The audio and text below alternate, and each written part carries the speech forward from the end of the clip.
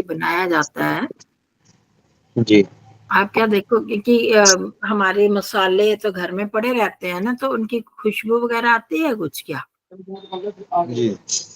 नहीं, हाँ, को हमें खुशबू नहीं आती है। पता लगता है ये जीरा पड़ा है, ये लहसुन पड़ा है, ये पड़ा। जैसे ही हम अग्नि में डाला जाता है, अग्नि पर हम घी तपाते हैं, तेल तपाते हैं, और उसमें वो जीरे का छौंक लगाया, अजवाइन का लगाया, लहसुन का लगाया हुआ, तो उसकी कितनी खुशबू या बदबू जो भी होती है, स्मेल फैलती है ना, वो हमको एहसास हो जाती है। वो हमको उसकी गंध आती है, क्योंकि उसका उसमें अग्नि के प्रभाव से उसका जो बल है, उसकी शक्ति बढ़ जाती है। इसी तरह जब हम डायरेक्ट अग्नि में आप डाल दो, अग्नि में कोई चीज डाल दो, मिर्ची डाल दो, जरा क्या हाल होगा? हम्म हाँ, बहुत खराब हाल होता है। तो उससे जी स्पष्ट हो गया ना, अग्नि से कितने गुना बढ़ जाती है। और जी ये तो विज्ञान की चीज है, अनुभूत है कि अग्नि में डाली गई कोई भी जो वस्तु है वो पूरी तरह भस्म तो नहीं होती, मतलब जलती है, परंतु कई गुना हो जाती है, उसकी शक्ति कई गुना बढ़ जाती है। और फिर वो होके वायुमंडल में मिलता ही है। यज्ञ यहाँ भी करोगे तो जगह जी जगह पर आपको खुशबू आती है ना, कितनी दूर दूर तक आती है। तो ये जी जी। चीज इससे ही मतलब कुछ शास्त्रों की चीज को तो छोड़ दो, हम तो अनुभव के आधार पर ही देख लेते हैं कि अग्नि, इसीलिए तो अग्नि को देवताओं का मुख कहा गया ना, हम्म अग्निर्वै देवा नाम मुखम। हम्म हम्म वैसे हमारे मुख में हम कोई भी चीज खाते हैं तो पूरे शरीर में चली जाती है ना। हाँ, चली आप जाती है। औषधि देते हो, मुंह से खाने के लिए देते हो ना, हाँ। चाहे पेट में दर्द हो तो चाहे आंखों में हो चाहे सिर में हो, और हर औषधि हम मुंह से ही खाते हैं। जी जी और फिर वो सारे शरीर में जहां जहां जरूरत होती है वहां पहुंच जाती है। जी इसी तरह अग्नि में जो हम पदार्थ डालते हैं वो भी जहां जहां चाहिए वहां वहां पहुंच जाते हैं। अग्नि ही उनको विस्तार कर देती है, कई गुना बढ़ा देती है। और फिर हम्म वहां वहां पर जल में भी पहुंच गया, वहां का जल भी शुद्ध होता है, वायु भी शुद्ध होती है। अभी आपको बताया वायु शुद्ध होती है, वायु जो बादल तक पहुंचती है, बादल शुद्ध होते हैं वहां तक, फिर वो बादल जब फिर बरसते हैं, फिर हमारी वनस्पतियों में, हमारी फसलों में आते हैं, वो फिर हमारे तक वापस पहुंचते हैं। तो इसलिए यज्ञ का महत्व है हमारी संस्कृति में। आप देखो हर कार्य के आरंभ में, जितने भी शुभ कार्य होते हैं उसमें यज्ञ किया जाता है। जी। अंत ठीक में है। भी उसको आहुतियां डाल के, सामग्री घी इत्यादि शुद्ध पदार्थ डाल के शरीर को भी जलाया जाता है कि उसका जो पॉल्यूशन, प्रदूषण ना फैले। क्योंकि अग्नि में ही जलाते हैं तो अग्नि से में कई गुना ज्यादा ये आहुतियां डाले जाते हैं, औषधियां। नमस्ते। जी जी। हमारे ऋषि दयानंद जी ने जो लिखा संस्कार विधि में, पता है आपको, आप कितना कोई भी अंतिम संस्कार होता है तो कितना घी डालते हो, कितनी सामग्री डालते हो आकाश जी? अंतिम संस्कार में काफी हाँ जी। मात्रा में डाला जाता है, किलो खान तो घी लग जाता है। हाँ जी। 1 किलो घी तो लग जाता है आराम से। बस 1 किलो? हाँ, ज्यादातर लोग जो कंजूसी करते हैं 1 किलो तो लोग लेकर इतना जाते हैं। डालते हैं, पर पता है कितना विधान है? जी जितना शरीर का भार हो जी। उतना घी डालना, और उससे डबल दुगनी मात्रा में सामग्री डालनी, ये विधान है। क्यों? लेकिन दीदी, दीदी करता कोई नहीं है। मरते समय जेब लोग झाड़ लेंगे, लेकिन ये करता कोई नहीं है दीदी। हमने देखा देखो, नहीं है अभी तक। हम आर्य समाजी लोगों में फिर भी करते हैं, ज्यादा नहीं करेंगे तो एक टीन तो पूरा भर के डालते ही हैं जरूर, दो दो लेकिन टीन भी। हमने अपने में कभी नहीं देखा। हम गंगा जी पर जाते हैं, वहां कभी नहीं देखा। कंडा और लकड़ी लेकर जाते, यही तो और ज्यादा मुश्किल ज्यादा है। 1 किलो बहुत घी होता, बहुत ज्यादा कोई ले जाएगा 1 किलो हाँ, घी। मैं, हमारे वैद्य जी थे एक, उनका मतलब इतने भारी शरीर था उनका, इतने मतलब करोड़ों के समझो मालिक होंगे। जब उनकी जी मृत्यु हुई तो हम वहां पर गए, मैं भी गई वहां पर, देखा तो वो 2 किलो की, 1 किलो घी और 2-3 किलो सामग्री। तो मैं तो खूब बोली वहां पर, मैंने कहा इन्होंने सारा जीवन इन्होंने कमाया है आप लोगों के लिए, तो आप ये क्या कर रहे हो? तो पौराणिक थे वो। जब वो और लाने लगे घी तो वहां का जो चार्जी चार्जी बोलते हैं उसको, जो करवाते हैं वहां का, तो कहता कोई जरूरत नहीं, इसी से जल जाएगा। देखो आप संविधान, लकड़ियां तुम ढेर सारी डालोगे, शरीर तो जलेगा ही। आग जी तो जी। जैसे बदबू कितनी जाएगी उसकी। हाँ। तो ये तो पाप के भागी बनते हैं हम लोग। उतनी सामग्री और घी डालने से अशुद्धि दूर हो जाती है ना, जो बदबू उसकी मांस के जलने से जो अशुद्धि फैली वायु वातावरण में, वायुमंडल में, उसको कम करने के लिए ही, उसको दूर करने के लिए ही तो इतनी सामग्री और घी डालना चाहिए। जीवन भर हम कितना खाते हैं, करते हैं, इतना करोड़ों रुपया खर्च करते हैं, और एक अंतिम समय में, अंतिम यज्ञ में घी डाला जाता है। इसको ठीक करना चाहिए, इसको आप लोगों को भी सुधारना है, इस चीज को। जी जी, इस पर ध्यान देंगे हम तो। हाँ जी। और लोगों को ये कहिए कि जब अंतिम समय शॉल देते हैं, शॉल ऊपर चादर डालते हैं, उसका कोई लाभ है क्या? हाँ आकाश जी, नहीं लाभ है। वो चार्जिंग लोग ले लेते हैं। या दूसरा करो जलाओगे तो उसका क्या लाभ होगा? कुछ नहीं। उनको बोलो उस चादर के बदले घी या सामग्री लाओ, ये रिवाज जी बनाओ अपने समाज में। जी जी, ये ठीक बात है। और ये थोड़ी है कि कोई गरीब थोड़ी होते हैं इसमें, कि गरीब ही है, तो गरीब क्या अमीर लोग भी इतना कम डालते हैं, क्योंकि उनको पता ही नहीं है इस चीज का। तो इस चीज का प्रचार करना चाहिए कि हम लोग इतना प्रदूषण फैला देते हैं इन चीजों में। ठीक दीदी, है। टाटा अभी खत्म हुए थे तो उनकी जो है शरीर को लटका दिया गया था, तो उनको कौवा चील चिलरिया जो है उनका नोच नोच कर खाए थे। ये प्रथा उनकी लोगों की क्या बहुत अच्छी है क्या? नहीं, ये ये वो भी नहीं कहते अच्छी, हैं। बौद्ध बौद्ध लोगों की है ना, ये हम लोगों की थोड़ी है। ये पारसी वामपंथी लोगों की लोगों। है, पारसी लोगों की है ये प्रथा। हाँ, पारसी लोगों पारसी की की है। भी और पारसी। बौद्धों की भी, और जो वामपंथी लोग हैं उन लोगों ने ये प्रथा चलाई। उनका कि जलाना जो है वो क्या बड़ा निष्ठुरता का, निर्दयता का प्रतीक है। तो ये जो आप ऐसे लटका के रखते हो और ये टुकड़े टुकड़े काट के पहाड़ों पर डाल देते हैं कि खाएं, ये तो और ज्यादा प्रदूषण फैलता है इससे। ये अच्छी हाँ प्रथा जी, थोड़ी है। ये तभी गलत तो प्रथा है। हमारी वैदिक प्रथा में तो इसी का अंतिम संस्कार को अग्नि दहन से करा गया है ना, जी। इसीलिए तो इसको श्रेष्ठ माना गया है। तो हमें इन प्रथाओं को ठीक करना है। एक आप प्रश्न, एक प्रश्न और दी, छोटा छोटा दी, क्षमा चाहेंगे दीदी। क्या हम जो ईश्वर का नाम, जिस भी ईश्वर ईश्वर को, कोई देवता को नहीं, ईश्वर का नाम जपने से कि हमारे पाप धीरे धीरे नष्ट होते हैं या नहीं होते हैं? नहीं, जो पुराने पाप किए हैं वो नष्ट नहीं होते, पक्की बात है, उनका फल मिलेगा। परंतु ईश्वर का नाम जपने से, जैसे हम ध्यान करते हैं, उसका चिंतन करते हैं, तो हमारे अंदर वृत्ति जाती है कि हम आगे से हम पाप नहीं करें। पाप करने से डरते हैं और आगे पाप नहीं कर पाते, उससे बच सकते हैं।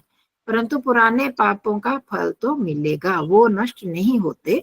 हमारी वृत्ति सात्विक वृत्ति बनती है और हम अच्छे काम करने के लिए हमें कोशिश करते हैं। आप भी देखो, हम लोग सत्संग में जाते हैं, जितने लोग सुनते हैं अच्छी बातें, तो हमारे मन में रहता है ना कि हम पाप कर्म नहीं करें, पाप से बचे, करते हैं कोशिश या नहीं? जी तो उसका ईश्वर का नाम जपने से, उसका गुणों का चिंतन करने से, हम जैसे कल कर रहे थे, हमने कल क्या किया, ब्रह्मणस्पति, कि वो परमात्मा हम सबका अधिपति स्वामी है। हम जब भी ध्यान करते हैं, कोई ना कोई ईश्वर का गुण लेते हैं ना, उस पर चिंतन करते हैं कि हम भी ऐसे बने, हम भी ईश्वर की उपस्थिति को अनुभव करें और डरे कि हम कोई पाप कर्म ना करें, उसके योग्य पात्र बने, समर्पण करें। क्या होता है समर्पण करना? देखिए दीदी, हमको ये बताया कि वाल्मीकि जो बहुत जो है हत्याएं करते थे, लेकिन राम नाम लेने से, राम का ईश्वर जाप करते, वो ब्रह्म ज्ञानी हो गए। ऐसा हमको पढ़ाया जाता है, बताया जाता है। देखो, मैंने आपको शुरू में भी कहा था, हमें ग्रंथ वो पढ़ने चाहिए जो कि प्रामाणिक हो। मैंने जी कुछ लिखे, मैं भी कुछ लिख सकती हूँ, आप भी लिख सकते हो। अब जी। रामायण में क्या क्या प्रक्षेप डाले गए हैं।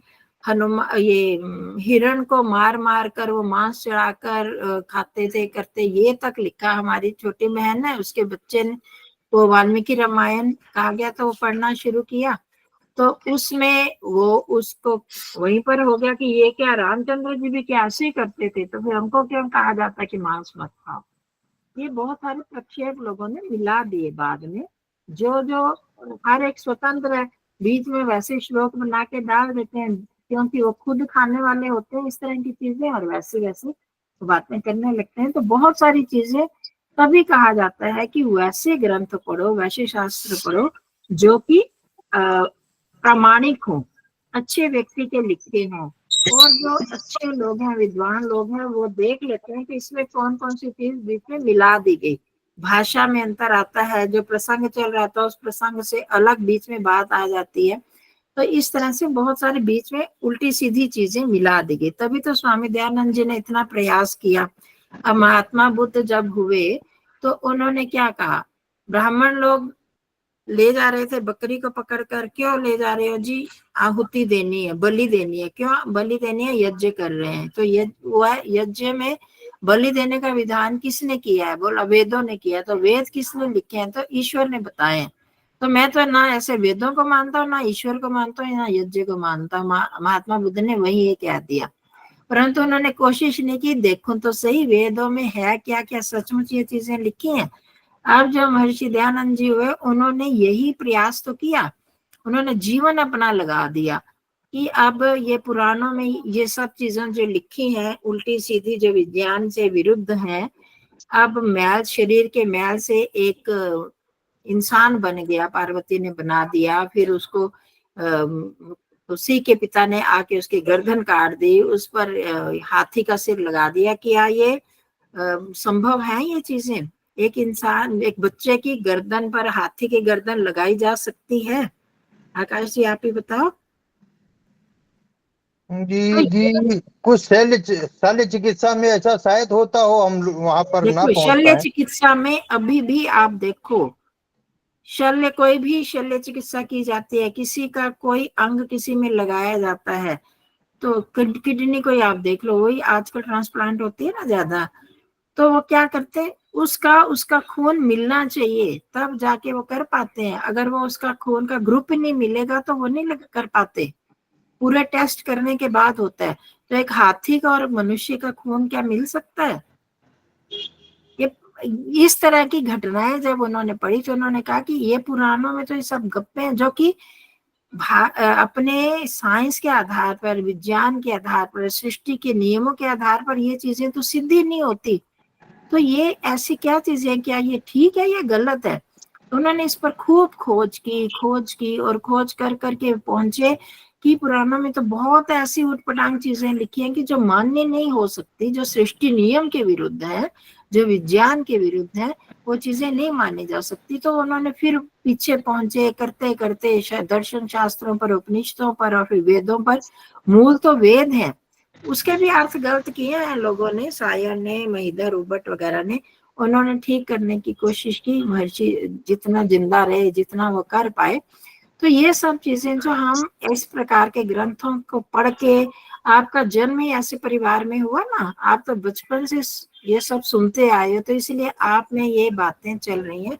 परंतु आपकी ये मतलब प्रशंसनीय बात है कि आप पूछते हो, आपके मन में शंका उठती है, आप पूछते हो, तो बहुत अच्छी बात है। और इन शंकाओं का हमें समाधान करना चाहिए और अपने दिमाग से सोचना चाहिए। जो चीज ठीक है वही हम करें, उसको अपनाएं। हर किताब को पढ़कर हर बात को मानना। अब देखो बाइबल में, कुरान में लिखा था ना, पृथ्वी चपटी है, गोल नहीं है। बाद में साइंटिस्ट लोगों ने खोज की इस चीज की, है ना। और वेदों में ये चीज वैसे भूगोल ही लिखा हुआ है, गोल है। और रजसो भी माना, हम रोज मंत्र बोलते हैं, पृथ्वी लोकांतर ऐसे घूमते हैं जैसे पक्षी आकाश में विचरते हैं, तो उनका कोई आश्रय नहीं। और विज्ञान भी यही कहता है। तो उन्होंने तो प्रत्यक्ष खोजें कर रहे हैं, तो जिसमें वो चीज सिद्ध हो हमें वही माननी चाहिए। ठीक है जी। हाँ जी, संतोष बहन जी और एक दो लोगों ने हाथ खड़ा किया था, शारदा जी। हाँ जी, ये हमारे आकाश जी हैं, थोड़े पौराणिकता में रहे, परंतु बहुत देर से कर रहे हैं, बीच बीच में प्रश्न पूछते हैं। मैं तो इनकी बहुत प्रशंसा करती हूँ कि बड़े धैर्य से सुनते हैं और पूछते हैं प्रश्न, तो अच्छी बात है। इसी तरह शंकाओं का नहीं दीदी, हम अपनी दृढ़ता के लिए सभी से क्षमा चाहते हैं, सभी का समय हम नष्ट करते हैं। नहीं, कोई नहीं, औरों का भी तो कुछ लाभ होता है, ऐसी बात नहीं नहीं है। होता। मैं बता हाँ जी। रही थी कि जो आप कहते हो ना चद्दर नहीं डालनी चाहिए, तो मैंने अपने हाँ जी। परिवार में ये किया, इतना विरोध हुआ लेकिन मैं पीछे नहीं हटी। अब हम दोनों जब वहां जाते हैं, बजाय चद्दर के घी और सामग्री देते हैं। अपने परिवार में भी, आस पड़ोस में अगर कोई गरीब है तो उसमें भी घी और सामग्री देते हैं। बहुत अच्छी बात है, ये रिवाज चल सकता है, अच्छी बात है, ऐसे ही करना चाहिए। हम लोगों की बातें सुनकर क्या करेंगे, उससे होता क्या? विरोध बहुत होता है जी, सहन करना पड़ता है ये। हाँ जी, विरोध बहुत हुआ था। हाँ करते हैं, क्योंकि एक जो प्रथा चली हुई है उससे उल्टा जब हम चलेंगे तो विरोध तो होगा ही, सहना पड़ेगा। अब ये हम उनके महर्षि दयानंद ऐसी बातों से डरते तो वो कुछ भी नहीं कर सकते थे। हाँ जी, संतोष जी नमस्ते। नमस्ते जी। मैं भी यही कह रही थी कि जो वैदिक लोग होते हैं ना, वो तो इन बातों को मानते हैं। हाँ जी। हमारे फादर इन लॉ वानप्रस्थी थे, तो हमारी मदर इन लॉ की डेथ हुई तो उन्होंने किसी को भी चद्दर नहीं डालने दी। हाँ वो जी। कहें कि हम आपके बेटे के वो ससुराल हैं तो हम तो अच्छा। जरूर डालेंगे। उन्होंने कहा ससुराल हो ठीक है, पर तुम उसकी जगह घी डालो। तो सबने घी डाला। कुछ हाँ एक जी। बार तो सबको बुरा लगा भी, ये तो हमारे ऊपर बोझ है। तो उन्होंने कहा बोझ नहीं है, उल्टा अच्छी बात है। उसके बाद फिर हमारे परिवार में जो जिसका भी होता है तो हम वैसा ही करवाते हैं। हाँ ठीक है, ऐसे ही हाँ। रिवाज पड़ जाएगा ना, फिर हो और जाता शुरू शुरू में। गूगल और चंदन ये भी जरूर डालना हाँ जी, चाहिए। चंदन की लकड़ी, गूगल, ये डाली जाती हैं बीच में। हाँ सामग्री में जी। ये चीजें मिक्स कर दो, चंदन की लकड़ियां, क्योंकि जो जितनी खुशबू सुगंधित चीजें फैलेंगी तो वातावरण में प्रदूषण कम होगा ना। तो यही जो लोगों को नहीं पता, बेचारे, एक तो पता नहीं है और दूसरा सुनने को तैयार नहीं होते। सुनने को तैयार नहीं है। और असल में गलती हमारी भी, लोगों ने, हम जो प्रचार करते हैं या हमको पता तो आर्य समाज के अंदर ही पता है ना, बाहर इन लोगों तक पहुंचती नहीं। और उस समय अगर बात कही जाए तो उस समय तो नहीं समझ में आती, ये तो पहले से ही दिमाग में बैठी हुई हो बात, तब आ जाती है समझ में। ये जब सत्संग होते हैं या हाँ जहाँ जी। कुछ प्रोग्राम हो, सभा में ऐसी बातें बताओ ना तो लोग मानेंगे। हाँ जी। हाँ जी। हाँ तो जी। बाकी जैसे वो रूढ़िवादिता है, चलती है बातें वैसे ही चलती रहती है। तो ये हमें भी थोड़ा सा इन बातों में करना चाहिए, इन चीजों का प्रचार करना चाहिए ऐसे लोगों के बीच में, तो समझेंगे। अब इनको आकाश जी को पता लगा तो कुछ तो करेंगे ही, है ना आकाश जी? अच्छा दीदी, ये देखो, जो शमशान में जाके ऊपर से चादरें उतारते हैं तो उनकी दुकानें बनी हुई है, वहां वापस दे देते हैं, वहां से दोबारा वापस आ जाती हैं, लोग लेते हैं। हाँ जी, वहाँ मतलब ये इसका वो क्या महत्व, क्या है चादरें डालने का महत्व, क्या कुछ समझ ही नहीं आ रहा। बस डालनी है, जलानी नहीं है, वो वहां पर उतार लेते हैं। हाँ वो तो है, पर वैसे कुछ तो जला भी देते हैं ना, कुछ लोग शायद पहले जलाते हैं। तेरा जला दे ताकि वो दोबारा वापिस ना आए हमारे पास।